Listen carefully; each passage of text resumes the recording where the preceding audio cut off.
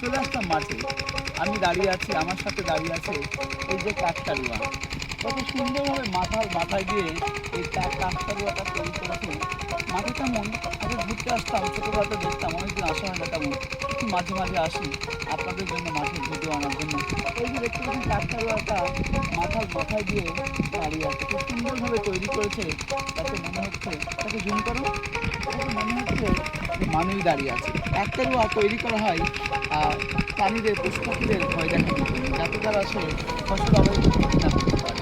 এবং এই যে দুটা ডানটির মতো করে দেওয়া হয়েছে, দেখতে পাচ্ছেন আসলে এখানে পাখি বসে।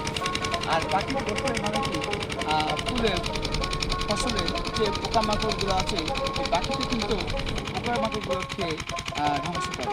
এই জন্য পাখিদের বসার জন্য দুদিকে দুটা হাতের মতো যে বাঁশ টাঙিয়ে দিয়েছে বা কাবারি টাঙিয়ে দিয়েছে, তাতে পাখিরা বসে সেই পোকামাকড়গুলো ধ্বংস করে, যেগুলো আমাদের ফসলের জন্য ক্ষতি করে।